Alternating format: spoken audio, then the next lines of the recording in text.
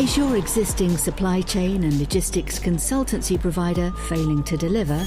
Our experienced, thought-leading team at Loguru could be your choice for an intelligent and friendly professional supply chain. If you have a challenge in supply chain, procurement, or logistics, or maybe just want to improve the value you get from them, visit loguru.co.uk. Complete end-to-end satisfaction guaranteed.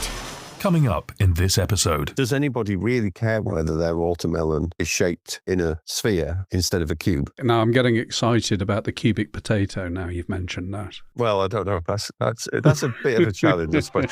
The Logistics Collective podcast is a series focusing on the sustainable future of the logistics industry. We'll discuss the industry's future challenges and interview thought leaders who can offer solutions. We're commencing our search for the higher level of intelligence needed to make the industry more sustainable and profitable. Here's your host, Malcolm Pope. Welcome to another podcast from the Logistics Collective. And this is an Alas podcast. So that means that Keith Holdsworth from Perfection Group is joining me here today to talk about sustainable supply chains. Hi, Keith. How are you doing? Hi, Malcolm. I'm keeping well, thank you. Enjoying some sunshine at this point of the year, yes. Yeah, you've got sunshine, but no lined internet at the moment. You're operating courtesy of 5G today. Yes, we've had the delightful digging down the road has taken out the internet connection. I'd like to think that it's planned because we did get an email from the provider a matter of hours before it happened.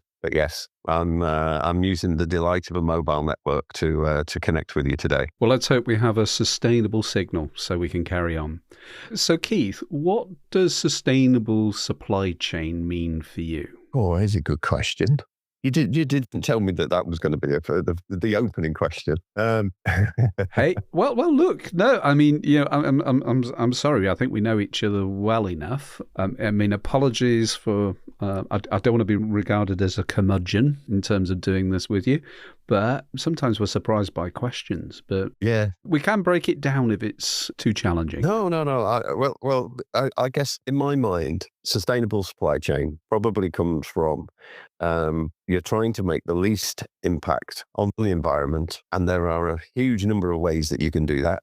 And ultimately, I suppose at this point in time, our measure of sustainability would be something to do with the carbon footprint that we have created as a result of the activities that we've done. But the supply chains are long. If you consider all the way back through your raw materials, even, core feedstocks, whether it's, I don't know, oil or sulfur or something like this, there could be so many components that are very, very distant from the supply chain that you're thinking about in maybe delivering a finished product to a customer who maybe then puts it in the hands of a consumer, or maybe in an online retailing sense, you're dealing direct with the consumer. But there are so many steps that go all the way back. If you really map that entire supply chain, and I've actually seen recently some really good stuff where people have tried to do this, focus on the worst offending parts of that supply chain, but maybe using something like the CO2 footprint all the way along that chain as a guide to say, how well are you doing? But it can literally be anything about the product design, the formulation, the packaging, the routing through the network, which is with many, many steps and, sometimes global, sometimes quite local, but, you've still got lots of options about how you do that. Your facilities and the energy that you're using, whether that's in manufacturing or in a distribution sense, the physical logistics and the footprint that you've got there, whether that's transportation type or just how well you're sweating some of those assets. It's just a really, really big and complex scenario. I guess you'd have to then include the whole of the return supply chain potential, because if you've got a product which has got some sort of collection process or some sort of recyclability of the product, the reusability of a product, repairability of product. There are so many different things that can influence the sustainability of a supply chain that it's a very big topic, and one which, we could probably talk about on, probably to some it'll be really interesting, to some it might be less interesting, but we could probably talk 10, 12 podcasts on various different things to do with kind of recyclable and sustainable supply chain. And I think this year for the Logistics Collective is going to be a focus on sustainability. Why do I think that's key? Well, in a few days' time, I shall be 60. And I'm really reflecting on a wonderful career. And I have had a wonderful career, and I'm very grateful for that. But then you think about legacy and the legacy that we're actually going to leave behind. And that, for me, is part of the drive really behind here.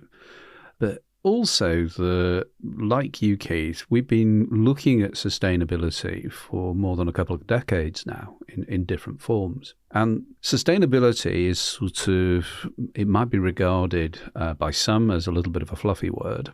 It's a nice to have, it's an extra. But for the more informed, it is something that is fundamental to the survival of the planet going forward. But as first steps, you look at sustainability, and it really is actually just about the improved use of the resources that we have. And generally with the improved use of resources, there's a benefit. There's a direct business benefit outside of reputation that says, well, if I'm more efficient, then I'm more likely to make more profit. And this for me it's the muda, it's the elimination of waste. And I've always wanted to be a muda plucker. And this for me is part of the passion, that how can we be as efficient as we possibly can in the first stage? Absolutely. I mean, I know I've had a couple of examples, certainly as a manufacturer supplying to a retail kind of supply chain, where we were able to, through things like logistics network optimization, through things like making sure that we've got more of a hub and spoke type of design into a network structure, we took significant cost out of the network. But actually the thing that we were communicating most into the retailer was, this will allow us to offset some of the price increases in our raw materials, which, was true at the time and was, completely relevant. But what we were actually able to also describe was, here is some of the CO2 benefit that we've created as a result of being more efficient in the transportation. And the retailer absolutely snapped that up, because part of the credentials and being a green retailer, there's a real sort of desire to be able to be very public about the benefits that you're creating and the lessening of the impact that you're having on the environment. But for one of your suppliers to come along and say, do you know what, you can now say that you've just removed 400,000 tons of CO2 in your distribution of this product, because we've managed to take that out because we've done this kind of network design improvement. And it was one of these things where you're in sort of maybe multi-year negotiations about a contract for supplying this particular product. And they were very happy in the fact that, you could talk about a benefit that you'd made that they could then piggyback on and claim as part of their credentials, but being a little bit maybe opaque about how much they'd been involved in delivering that. But, just being on the receiving end of it was certainly plenty as far as they were concerned. Interesting, Keith. I mean, I want to sort of move on. Here's a bit of a question followed by a thought to give you some thinking time. I don't want to be too cruel to you today. I'm not that. I'm going to write this down, am I? And then reply. Yeah, I think that might be, that might be an idea. Do you think there is a relationship between sustainability and working capital optimization in businesses? What do I mean?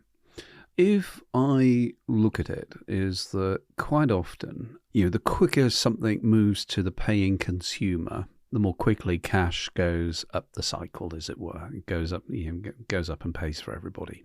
And if you then go and have a look at, let's say, a retailer, we might have started the order day one, deliver that week, and then day one for day three, and then day one for day two, and then maybe even day one for day one on occasions. And what's the key drive behind that is probably to hold less inventory. But also there's a working capital perspective on that as well. And extending that a little bit further, it is if we're looking at our desired service levels, so this idea that we can click and have it now. So I'm fascinated with, if you like, the new same-day services like Tesco's Whoosh, for example, which I'm sure is useful to some, perhaps the less able part of our society.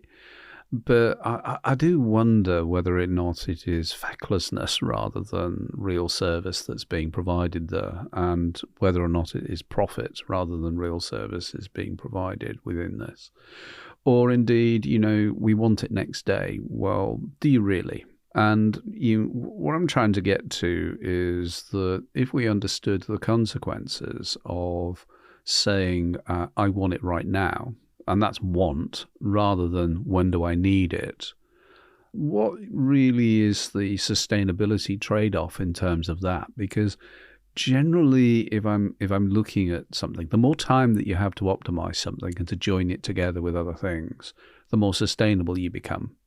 And the less time you have it, then the less sustainable you become. What's your thoughts on that, Keith? Well, yeah. So well, I've got two thoughts, I suppose. One is that intuitively, it feels like the drive and the desire for a instantaneous or a very, very speedy response is likely to put you into a scenario where you've reduced the capability to be as efficient in moving that product through the chain, particularly if you've tried to optimize inventory in a way that means that you've sort of not got an immense amount of working capital tied up in inventories in lots of very local situations. I do think that maybe there are, on the converse of that, I think that there are probably some products, I'm not necessarily using Tesco Whoosh as the example, but there are probably a portfolio of products which are very, very commonly purchased, highly repetitive, in which case actually having a very local inventory of certain items is completely just common sense. Because you've got a very local inventory and you are able to respond to somebody who's placing an order on that item in a very, maybe it's a very erratic but very short lead time way, to actually be able to service that very quickly from a local inventory when you've got arguably probably a fleet of transportation, whether this is electric bikes, whether it's scooters, whether it's transit vans, which probably by now in most cities going to be electric. But there is something that says, actually, if I've got some real core portfolio that I know I'm not going to create some sort of issue in terms of my inventory holding by having this in so many different places. You think about the traditional milkman as an example. Always used to deliver milk, but then started to deliver a bit of bread and maybe some eggs and maybe some orange juice. Actually expanding the portfolio, but into some other things that were still very high levels of consumption and frequency of consumption. That was never going to be a problem. And the fact that you were already going to go round the delivery because you were expecting to deliver some milk didn't make a difference whether or not you're going to deliver some extra products. So arguably speaking, you've made a zero impact almost on the environment because you're now just delivering more things in with each other. And somehow there is a trade-off here. I think you and I, not on a previous podcast or anything, we've always thought about this whole idea about if you send everybody to a shop and therefore they're taking their own vehicle to go and buy everything versus some people live close enough to shops to walk, obviously. But if you marry up a lot of people taking cars to a shop because they're going to try to buy more than they can physically carry and they need some assistance by putting it in a vehicle. What's the trade-off between everybody going and doing that on their own versus putting it into a home delivery where you're now going to be able to deliver to a number of people within the same proximity on the same day? You will have scheduled that and you need to schedule it however many hours or days before, just depending on how frequently you go. But actually trading those things off is kind of quite an interesting debate, really, because you could set up a daily delivery schedule to most locations, providing you placed your order, 24 hours in advance, and actually be able to be more efficient than people who tend to get in their car and go and fetch something because they just nip to the local shop because they've run out of something.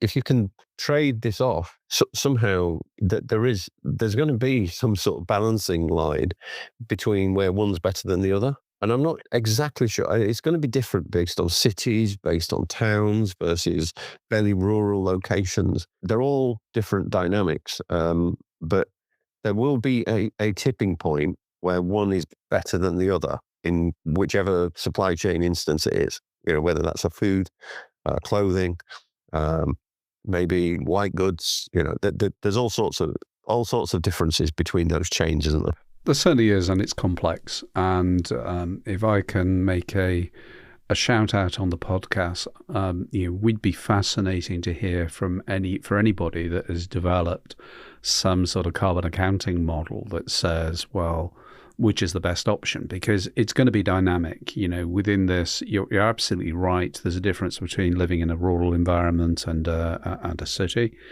There is a difference in terms of how vehicles are powered. Our household got its first electric car a few weeks ago. So depending on how the electricity is generated, how does that impact? If the electricity going into that car is developed from sustainable sources, how does that compare? Now, and then you'd then say, well, maybe your home delivery network, that goes into an electric vehicle, so that levels that out. But then you're then looking at, rather than having a common delivery network, you've got many delivery networks. All the retailers, in large part, or certainly the grocery retailers doing home delivery. You've got the various parcel companies out there. You have Amazon out there. And, I live in a small close of 5 houses. And in a day, I've counted 18 vehicles doing deliveries coming in and out of that environment.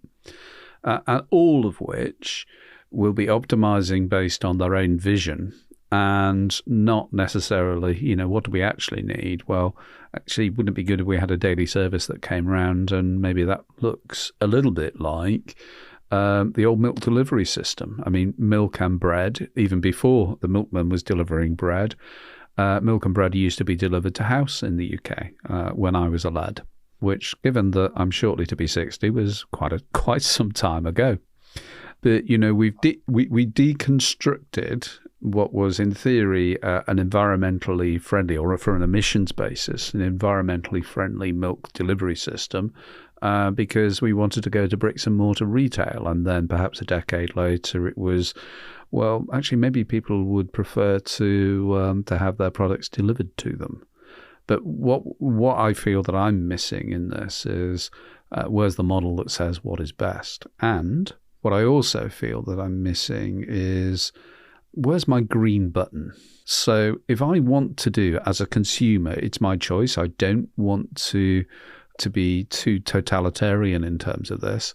But me as a consumer might want to make a choice for what's the most sustainable way of doing this. So I want to press the green button.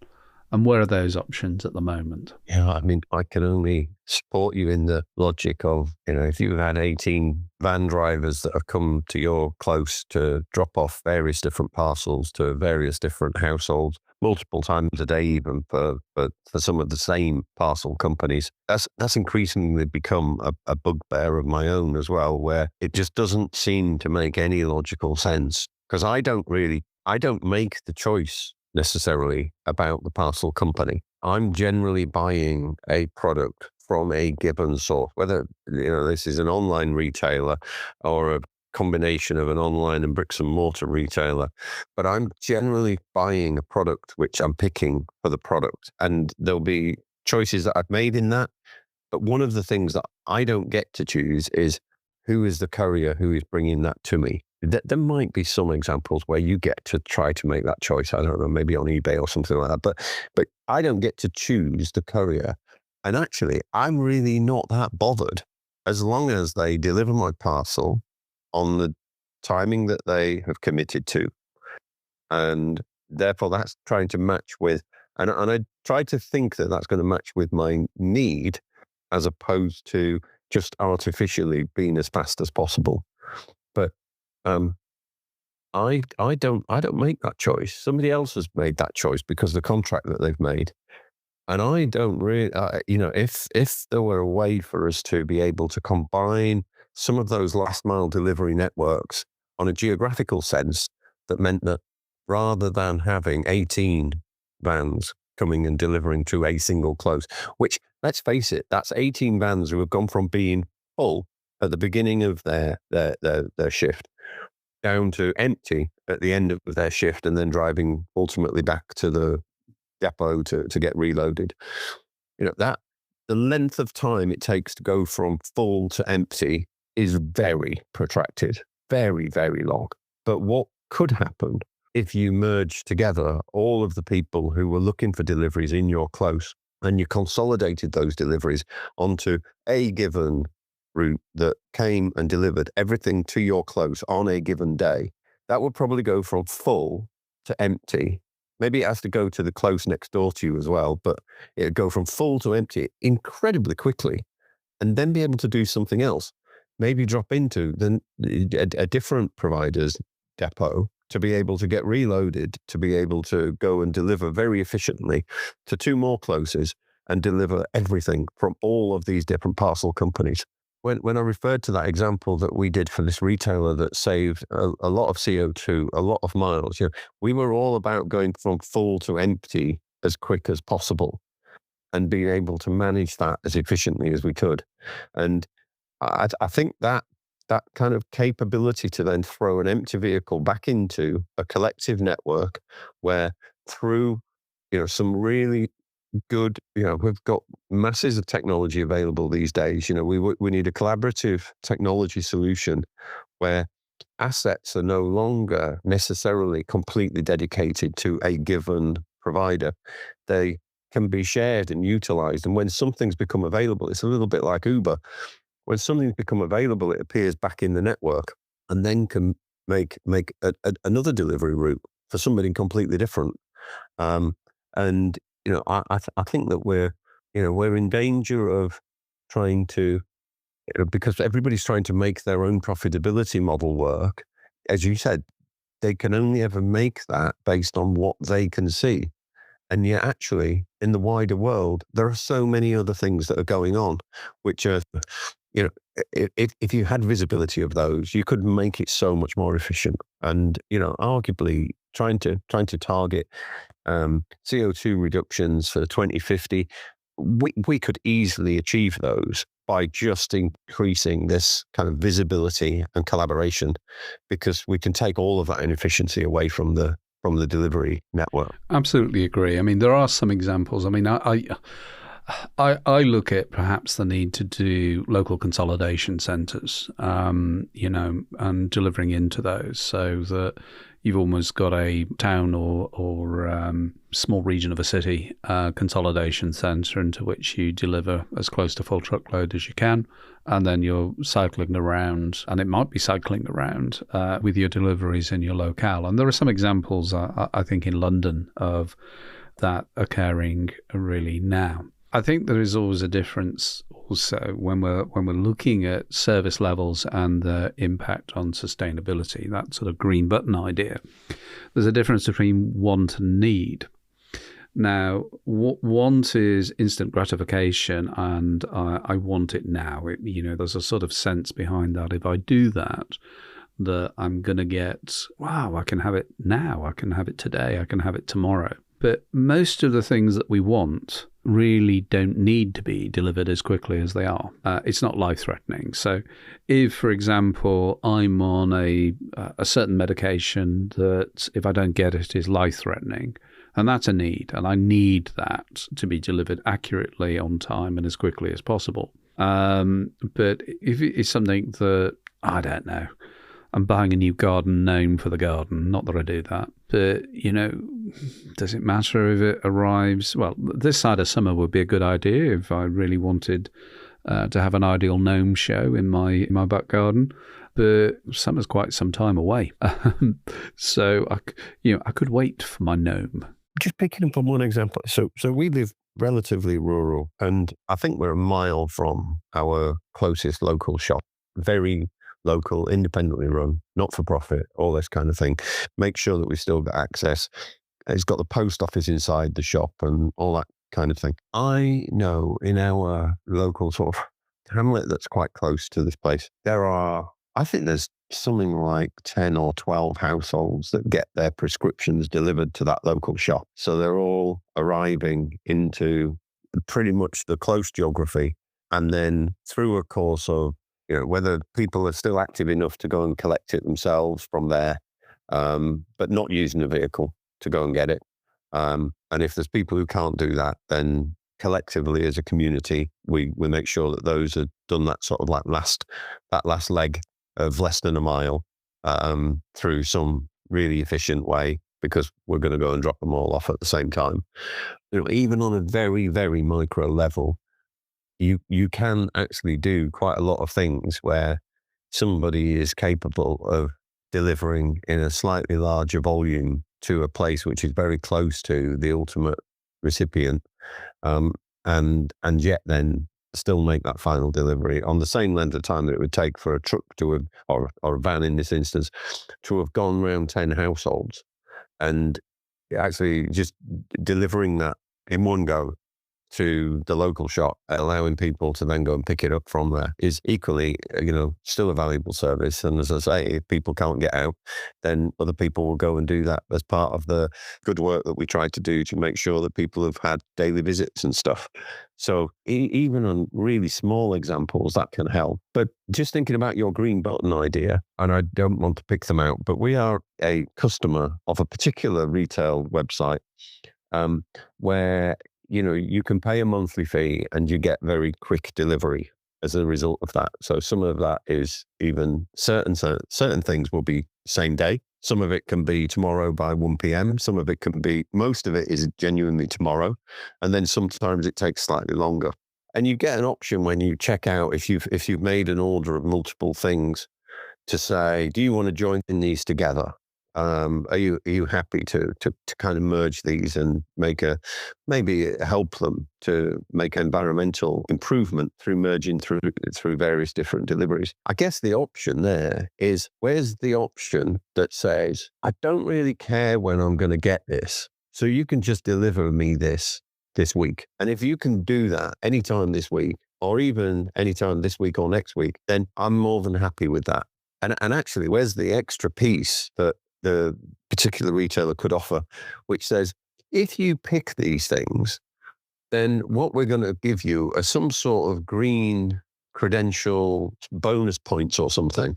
And maybe those green bonus points become something which is, after you've had so many of them, actually maybe they offer you some sort of credit onto the website, because you will have saved them a huge amount of effort, money, potentially, in those deliveries. But by being able to convert it and just say, just put this into this really big pot of orders and deliveries that you're making, because I don't care when you're going to deliver it, as long as it's within 7 days. Where's the thing that actually encourages people to do that as well? So A, there isn't the option there, but B, I think there probably needs to be something in line with that to try to positively encourage people to do it. I think there's going to be an ooh ah misses moment now, forgive me. I look at our service propositions as being too rigid, too inflexible. And I wonder whether or not there needs to be a measure in supply chains of slackness. Should our supply chains become more flexible and more slack in order to be able to actually get to sustainability? Because it's allowing more thinking time. Now, we know there's a little bit of a revolution coming through in terms of artificial intelligence and new tools and new abilities. What I would say is that as part of that, we need to break the habit of a lifetime within supply chain and start to ask superhuman questions of what the new technologies are out there. So this sort of idea of, allowing more time, because you would look at it. I mean, everybody across the supply chain is, there are hard measures in terms of your success. There is OTIF, certainly, really within there as a mantra. But again, that is addressing, it's a construct. It is addressing what we feel to be is great service. But the truth of the matter is the consumer that determines what they need, and not the large corporations. And so the large corporations will try and interpret what is best for them in terms of efficient and profitable delivery, but that may not be what the consumer wants all the time. Yeah. And as you know, I'm a big advocate of sales and operations planning, big advocate of trying to strive for improvements in forecast accuracy and how they impact on the availability of product for a consumer. But if I think about retailers, every forecast that I think I've been involved with trying to generate based on EPOS sales, I look at those and think that's actually relatively predictable. At a product level, nationally, for example, it's actually quite stable. And the difficulty becomes once you get down to, the sort of like the locale of a store level. And, we influence this because of promotions and stuff like that, but they're increasingly predictable based on taking into account a number of causal factors for what demand is going to be driven because it's at the front of the store or it's on a shelf or it's this depth of promotion versus that depth of promotion. Even seasonality of product that, we know are very reactive to weather, they're all becoming more and more predictable. And at the high level of, say, a country level, they're actually really quite predictable. So the debate is about how well you can move those through a network. And that's what we've talked about before about, well, do you hold stock of some things nationally? Do you spread some of it into geographical centers? Do you spread some of that into core stores? Do you spread that into every store? Being able to create those echelons of inventory in the right way, at the right level, actually, you get to a point where the supply of material and availability of product for an end consumer ought to be an awful lot more predictable. And why we see empty shelves for certain products is usually because somebody's made some sort of error down the way. And actually, you remove that out of the mix and maybe in the move to using AI for a few more of these calculations, you take away some of those errors. I'd maybe like to think that you still need to have some humans to check that the computer's not suggesting something which doesn't make any sense at all. But actually, your availability of product ought to be capable of being able to respond to most of those challenges. And I don't see why it wouldn't actually be able to be a really high level of availability. So I think that could be a really interesting subject to cover across a complete podcast because it's complex. Mm-hmm. Because I agree with you in terms of there is a Pavlovian approach. People generally buy the same things each week. They buy them in the same quantities each week. It is quite predictable. If you look at really how manufacturers behave, they know at certain seasons in the year there might be uplift in demand. In certain holiday periods, there's uplift in demand.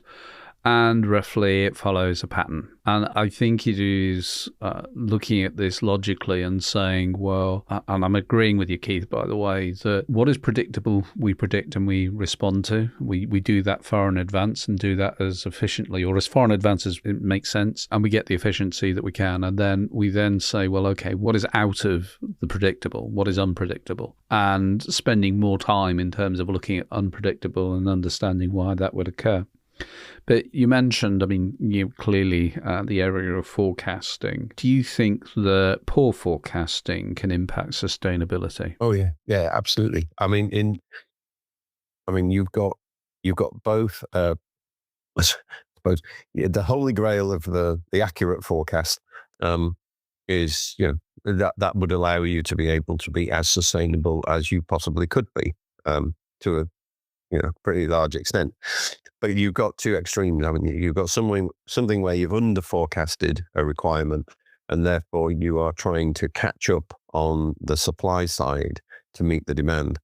And those catch-up activities generally lead to some sort of extra inefficiency in the fact that, you could be making extra deliveries of a particular product in order to restock on that item, because you're actually trying to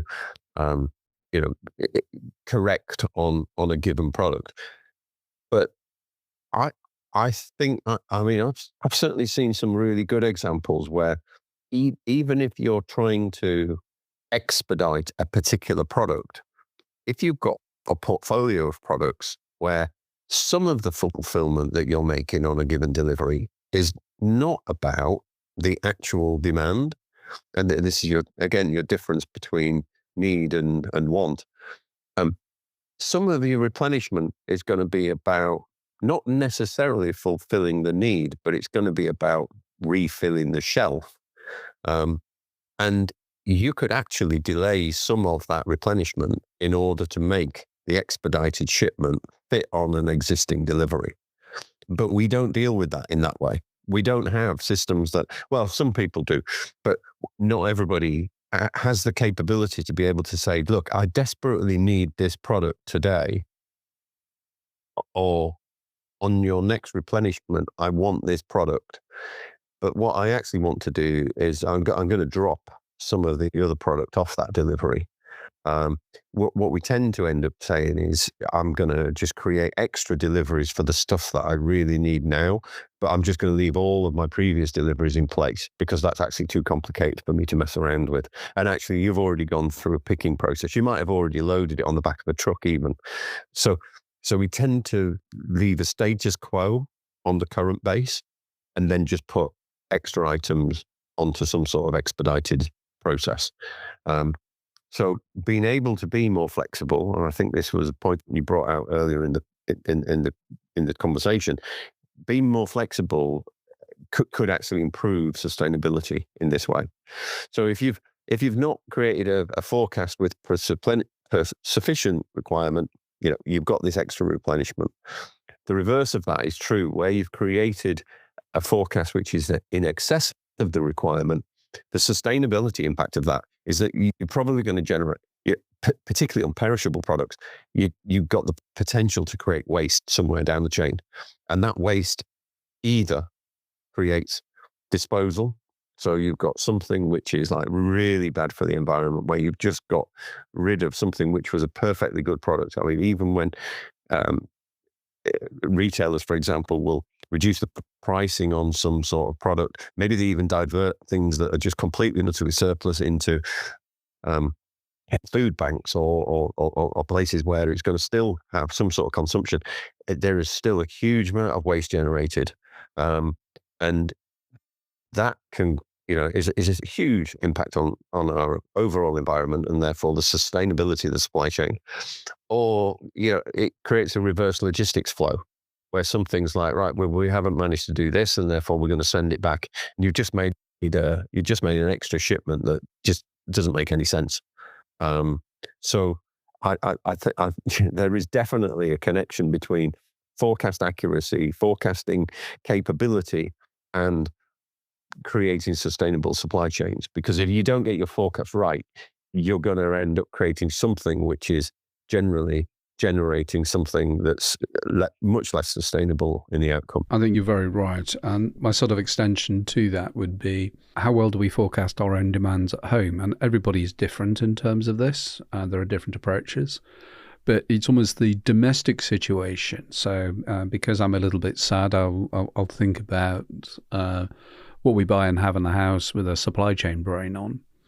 And I want to be as efficient and throw away as little as I possibly can as a result of that. But if you look at waste into landfill in the UK, from industry, it's perhaps about 500,000 tonnes approximately each year. And that's been a massive reduction over past, because there's been taxation against product going to landfill.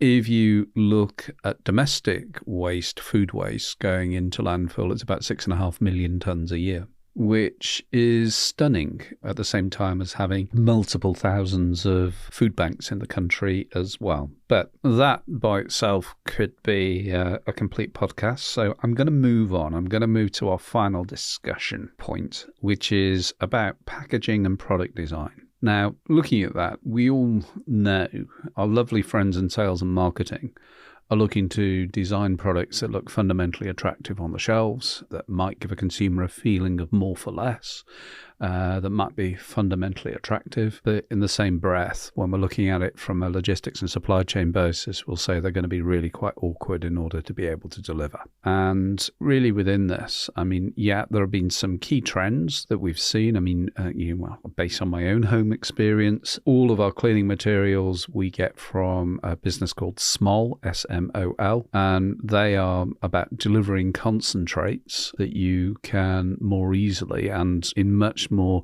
recyclable packaging and reusable dispensers that you can effectively make up, and you're transporting less. So what you're effectively transporting less of is water. Similarly, in terms of SodaStream, you're delivering the concentrates to home and you have water on tap, and you're delivering the CO2 cylinder on tap. And if fizzy drinks are what floats your boat, then arguably that is a much lower volume that's having to be transported throughout our supply chains. So what are your thoughts in that area, Keith? And you've told us that we're not going to have a separate podcast on this one. But yes, there are so many examples of products that... Did I say that? Well, no, maybe I inferred that because you said it was going to be the final point of our discussion today. But yeah, I mean, you touched a really raw nerve here as far as I'm concerned. There are so many examples. We talked before about how the carbon target for 2050 could be achieved through better load fill of the vehicles that are currently moving around the country. And, I see then right back at the product design level examples where I've got that going in the complete reverse direction. I've got a box of some product, and this could be anything. There are just so many examples of this. This could be a breakfast cereal. This could be tea, coffee.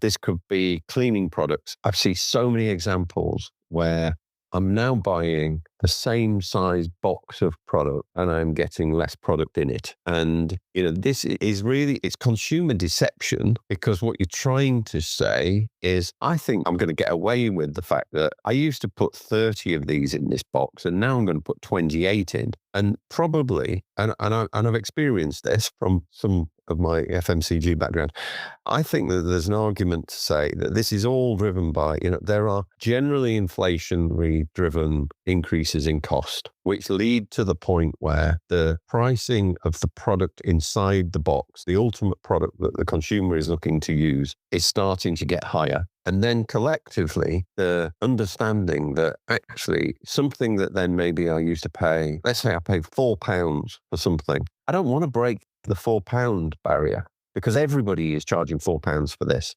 But now I have to charge £4, but then I have to put maybe 2 less in that box, or I have to take out 5% of what I used to put in it, because the cost of what I've just put inside that box, it's got higher. So now for the price point of £4 to make sense, and the retailer to make what they think is their right margin, the manufacturer to make what they think is their right margin, collectively, actually, let's put in a little bit less into that box. And as far as I'm aware, the only legislation that exists on this is something that I think the phrase is the slack fill regulation, which means that you're not meant to try to mislead consumers. You can't put a huge box and put virtually nothing in it. Yeah, you have to have something that is kind of a representative box size for what you're trying to stick in it. Now, typically, that can go anywhere from about 60 to 80% fill of the actual consumer packaging. And there'll be all kinds of reasons why people will, why manufacturers may argue that we can't make something 100% full, because actually our process means that when we're actually manufacturing it, we throw all this stuff in this box and it naturally settles. So they have to account for the fact that it can be very full when they actually pack it. And then as it settles and works its way around the supply chain, it actually sort of decreases in its fill level. I get that and I understand that. But taking a box which used to hold 50 of something and use exactly the same box to now put 40 inside it, in my head, is like, you've just increased my logistics requirement by 25%. Because all of a sudden now, if the consumer demand for the thing, for the item which, you're selling 40 of uses of something. I used to sell 50 uses in the same consumer pack. I used to put 12 of those maybe in a box. I used to put however many boxes on a pallet. So along the way, you've now just taken, just from this one simple decision about trying to maintain a price point, trying to make it look good on the shelf, keeping the same sort of packaging, maybe misleading the customer and deceiving them potentially in the fact that now I've just put 40 in instead of 50. Now I've got to a point where you're going to have to send 25% more trucks to move this around because I've just inserted a load of fresh air into the end package. And it's like, I just don't get that. I really don't get that, because these are the same companies that are trying to make sustainability arguments on their own website. These are the same companies who are talking to retailers about the fact that, here's us helping to give you sustainable solutions. And the retailers are trying to be as sustainable as possible. But then they accept the fact that they've just created fresh air. And I just cannot get my head around that. And as I say, it's a bugbear of mine. You can tell by the way I've just ranted on this, but I just don't understand why we would make that decision, because it's just completely against what is in the right mind for the consumers and for the planet. So I'm going to stop at that point. I'm going to stop at that point, Malcolm, because I'm sure that you probably want to control me. No, I think it's hugely it's hugely relevant, and yes, I have seen cases of that happen on multiple occasions through my career within FMCG. I think it's not just the fill; it's actually the fundamental design of packaging that can lead to making things less sustainable to transport and more likely to have damage, because damage by itself is, if you've got to go and throw away half a pallet of something as a result of it's gone over in a load, then that by itself is not sustainable. You've made all the effort in order to be able to create something, and you're going to have to make all that effort all over again, which has an impact. So, and you've got the impact and the cost of disposing of this, because nobody's going to take, nobody in their right mind, well, perhaps some people will, but nobody's going to accept that pallet just went over and all of these boxes are damaged and they all look like rubbish. That's actually still really usable product. I mean, that's just me and my Yorkshire history coming out, but that is still usable. But the fact that you might be talking about food stuff, as an example, the reverse logistics chain of getting something back into, we put legislation that says you can't do this because we've no idea whether that's fallen over and it's been impregnated by something else. We don't know whether or not something's happened to it in that process, so we can't integrate that back into the forwards chain. It's where all of the stuff appears in, market trading, where all that comes from. But at its worst, it just goes straight into landfill. Because if we make poor decisions over packaging design, as an example, you're just generating a whole heap of extra work, redelivery of the same stuff all over again. I still remember, and I won't say the company, but I still remember that there was a really big driving philosophy in one of the companies that I've worked for about isomodularity. And to those who have maybe not heard about it, it is all about trying to create the product, the unit product that the consumer has, creating that in a way which you can have the creativity of the design, you can have all of the marketing bells and whistles, but ultimately what we're trying to do is create something which then fits into a box, which is a fairly standard box. And that box, which is a fairly standard box, fits into a palletization unit. And the palletization unit can sit on, whether it's a European standard or a UK standard pallet, but those palletization units can fit onto a pallet in a way which means that they're stable, they interlock, you alternate the layers, and ultimately you get to a point where the consumer unit has helped you to create something which is efficient in the shipment density. It's efficient in terms of the least damage that will occur through the delivery. And it's efficient in the way that then you've got storage density, you've got costs, you've got shipment costs and warehousing costs. It just makes a huge amount of sense. But you don't have to do very much. As long as you can take that in the reverse direction that says, look, if I want this pallet to look like this, I take it in these squares. So it's like 40 by 60 centimetres squares. They're rectangles in fairness.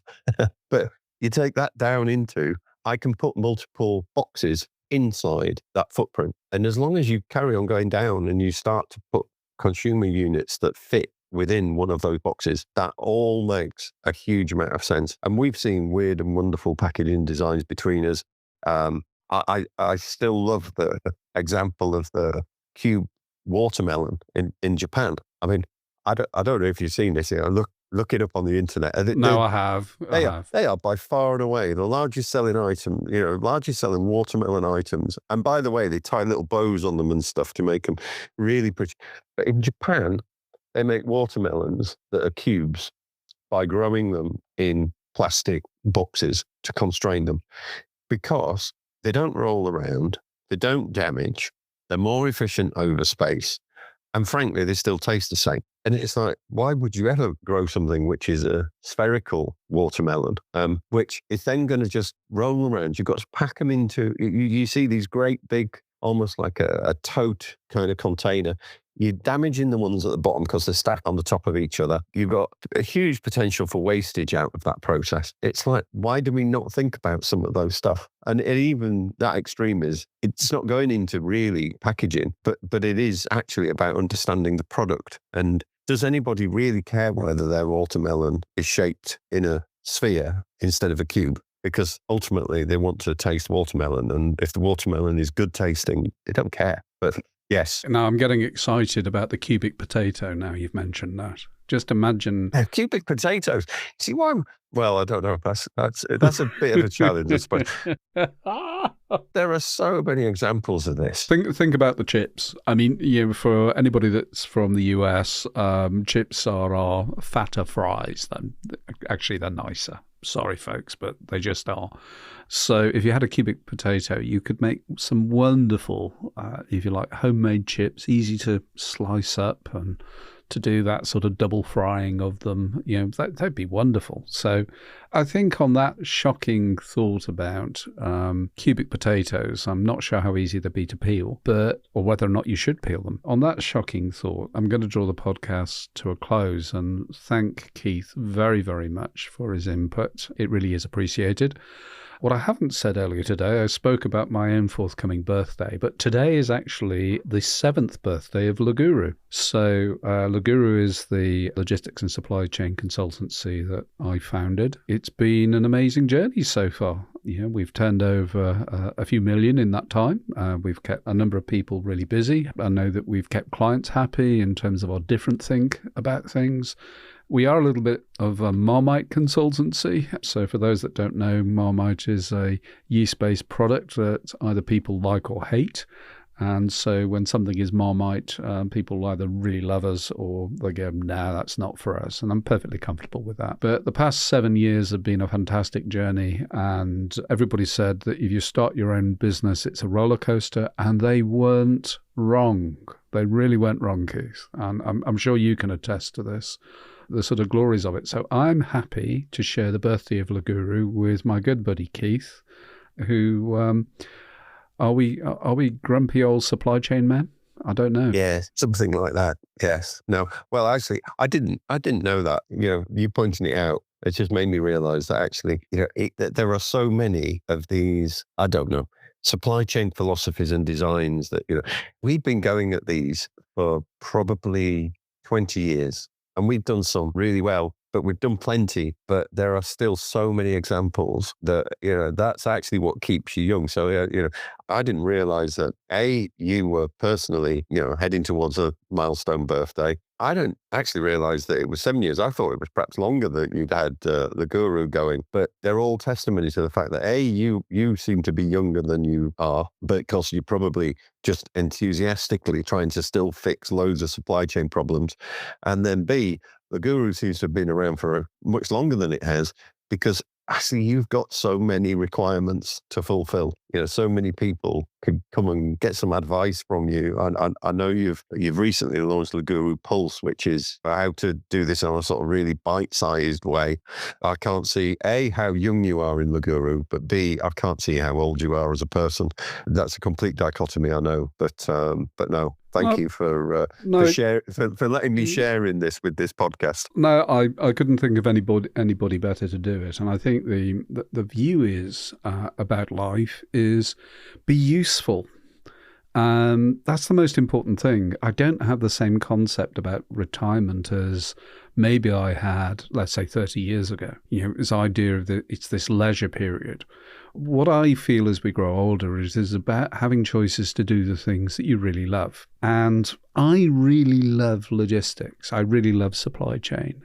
Pulse came out of the fact that I actually care about the fact that last year in the UK, over 600 of our smaller logistics businesses basically went bust. And what I wanted to do within that in terms of Pulse is to say, well, okay, everybody hates consultancy, but actually everybody appreciates good advice from a spirit of kindness. And that is what is behind Pulse. What we want to be able to do is to try and help as many people avoid the indignity of having a business fail. And the one thing about being part of the older generations, we've been round this cycle so many damn times before. And we can shortcut an awful lot of the mistakes that are being made. We can get from mistakes and inefficiencies and challenges into solutions a hell of a lot quicker than maybe people if they're just trying and struggling along by themselves. And so there is a spirit as we grow older that perhaps we become a little less worried about mortgage payments. We become a little less worried about not having the money to be able to survive, and a little bit more focused on what we believe to be is doing the right thing and doing the things that we really and truly enjoy. And, the logistics and supply chain industry has been immensely kind to me, and I'm very grateful to it. The other opportunity is to try and combine together and see what changes and what wonders we can make. That's an enormous thrill. The fact that I talk to people around the globe every week is fascinating to me. I'm never lonely. I'm probably contained in my office too often, but it's like anything that you're passionate about. You don't really want to stop doing it. So, Keith, it's been a pleasure, as always. Thank you very much. And I think we've got a fair bit of new content to think about in terms of sustainability for the balance of 2025. So, with that, I'd like to thank Keith again for his dedication to talk to this curmudgeon. And thank you for listening to Alas, the Logistics Collective podcast. The Logistics Collective is available on logisticscollective.com. All of the available podcast channels were actually available and on there as well. And please, if you're on the podcast channels, like and follow us so that you can get the updates as to the new podcasts that we're about to produce. And one of my next podcasts is going to be talking to 3 people all about sustainability. So I'm really looking forward to that. So thank you and goodbye. You can contact us by email at podcast@logisticscollective.com or by leaving a voice message on our website, logisticscollective.com. The podcast is a production by Loguru, who are part of Tompkins Ventures, a global collaboration of advisory, matchmaking and investment partners solving global logistics and supply chain challenges more quickly and cost effectively than our competition.